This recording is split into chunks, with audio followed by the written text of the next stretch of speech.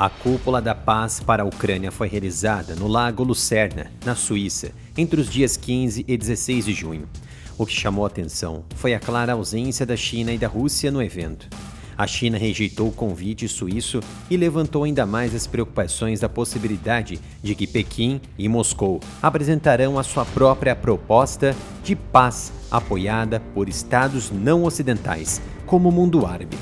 A ausência do aliado mais forte de Moscou significou que a reunião não conseguiu atingir o seu objetivo original, nomeadamente para isolar e pressionar a Rússia para acabar com a guerra na Ucrânia. A própria Rússia argumentou que a cimeira seria uma perda de tempo para Moscou. A Suíça e a Ucrânia tinham grandes esperanças de que Pequim, um aliado fundamental de Moscou, estivesse presente quando, nos dias 15 e 16 de junho, cerca de 100 estados e organizações se reuniram no resort de Burgstock, com vista ao Lago Lucerna, para encontrar um possível enquadramento para a paz na Ucrânia. A China desempenhou um papel na fase inicial de planejamento. Em março, por exemplo, o embaixador chinês em Berna, Wang Xingting, disse que o seu país estava considerando participar da Cúpula da Paz. Ainda na semana passada, o vice-ministro dos Negócios Estrangeiros da Ucrânia viajou para Pequim, numa última tentativa de atraí-lo para a mesa de negociações, mas sem resultados. O presidente Xi Jinping recusou o convite. Além disso, não autorizou o envio do seu braço direito Wang Yi.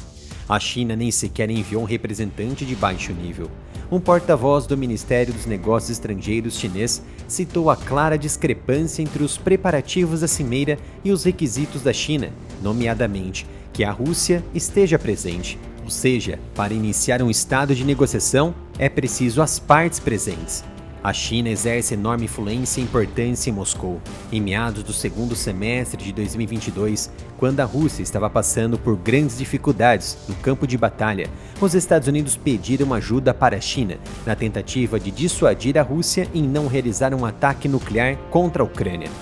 Os dados vazados mostraram que as contribuições de países como a Índia e a China podem ter influenciado nas decisões da Rússia.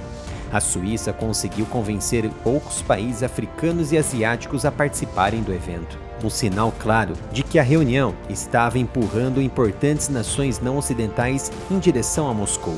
Dos países originais do BRICS, por exemplo, Brasil, Rússia, Índia, China e África do Sul, apenas a Índia enviou uma autoridade de alto nível para a Suíça.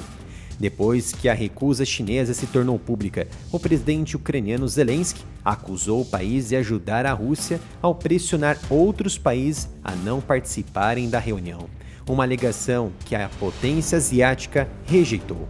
Um dos motivos da não participação chinesa está na própria China. Pequim havia criado algumas soluções alternativas há mais de um ano e também semanas atrás. China e Brasil, por exemplo, emitiram uma proposta conjunta de paz de 6 pontos para a Ucrânia, em maio, pouco depois do presidente russo Vladimir Putin ter visitado Xi Jinping em Pequim.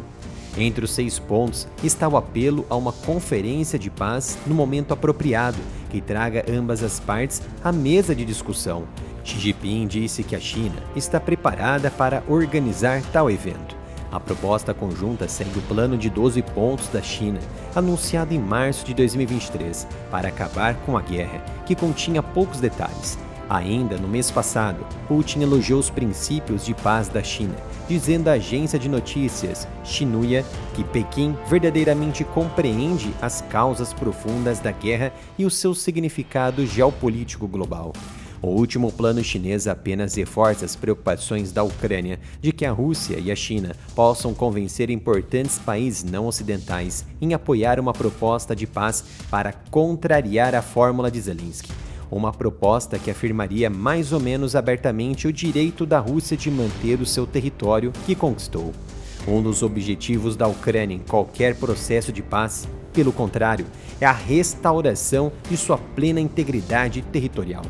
Antes da conferência, o G7, na Itália, foi o esquenta para a Cúpula da Paz na Suíça. A administração Joe Biden parece não ter gostado de alguns pontos respondidos por Zelensky que ameaçaram elevar as tensões com a China. Na loja oficial do Área Militar, você encontra mais de 70 itens em produtos como camisetas, canecas, entre outros, com alta qualidade. Acesse mapenca.com/área militar. A cada compra no site, você ajuda no meu trabalho em trazer mais análises e informações para vocês no YouTube. Uma pergunta nem sequer foi dirigida ao presidente Joe Biden na cúpula, mas a sua determinação em obter uma resposta criou um momento revelador sobre a guerra na Ucrânia. A máquina de guerra do presidente russo Vladimir Putin, o aprofundamento das tensões dos Estados Unidos com a China.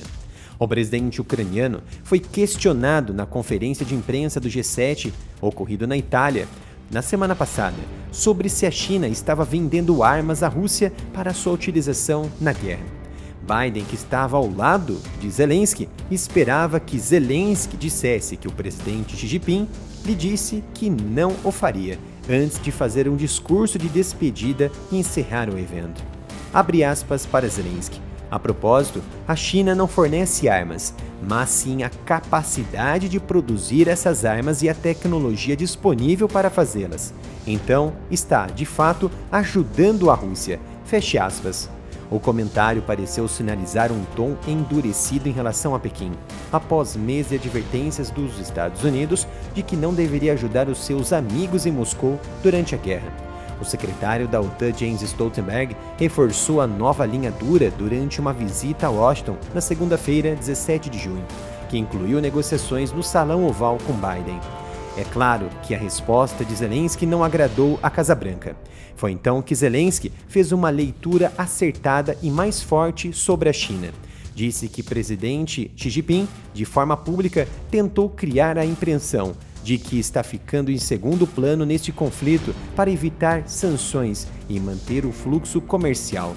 Mas a realidade é que a China está alimentando o maior conflito armado na Europa desde a Segunda Guerra Mundial.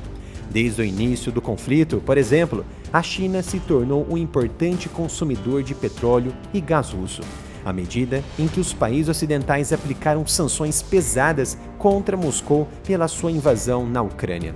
O comércio entre a Rússia e a China atingiu 240 bilhões de dólares só em 2023.